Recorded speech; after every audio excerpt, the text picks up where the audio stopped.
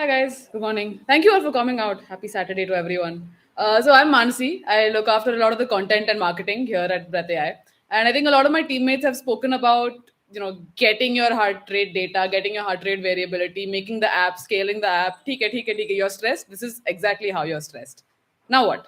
So that's really where my job comes in, where I try and design some of the interventions, the long term and the short term interventions. So we have a couple of videos, follow along videos, courses. We're trying to develop a game. We're trying to diversify it as much as possible so that we can ensure that there is something for everyone, because everyone's relationship with stress, with themselves, is a little different. Everyone's relationship with media, with wanting to learn, with wanting to do time pass, you know, different things work for different people.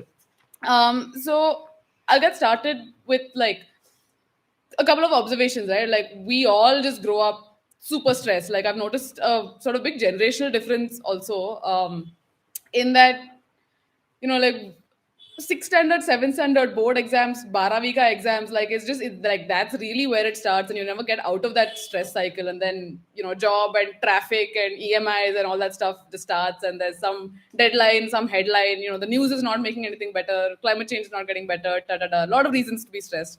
And I was myself in that loop. And through the course of life, I read this one book. Sorry, it's recording, no? So I came across this fabulous book called "The Body Keeps the Score" by Dr. Bessel van der Kolk. So he's a Dutch American psychiatrist and therapist. So he works with a lot of trauma patients. So people who have been like really just through it in life, whose brains, like, trauma is essentially your brain just like, I'm not dealing with this anymore. That's when it starts living more in your body and less in your, like, you can't process it. And so he noticed that a lot of people with PTSD, that's post traumatic stress disorder, had really low HRVs. And this was in the 80s, before anyone was like really, really studying it. But that was an observation he made. And so, like, veterans and survivors of sexual assault, like people who'd really been through it. And so he started recommending yoga and mindful breathing to some of his clients, patients, however that's phrased. And he started noticing a really profound change in their relationship with their body, and therefore a relationship with their mind, and therefore a relationship with the world. And so then that's how I got more into learning more about these things before I even joined the company. So then, and in 2020, I took up cycling and running. And if there's any year to observe one's relationship with stress, it is 2020.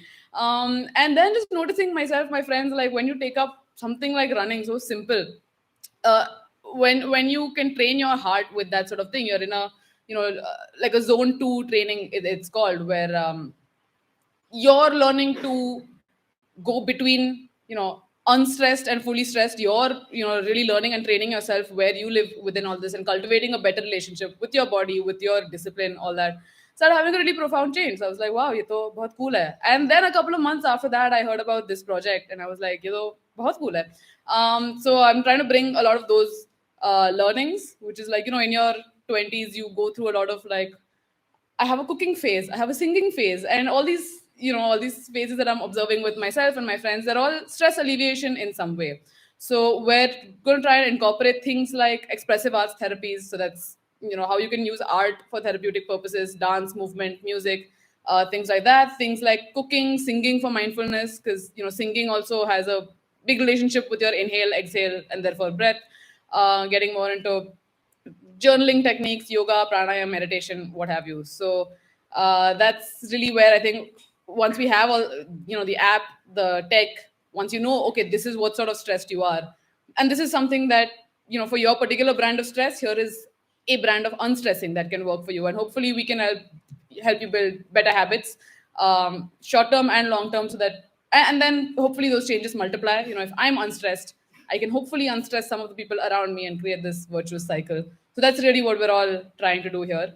And yeah, that's where I end. Hope you guys will join me in this journey of unstressing. Thank you.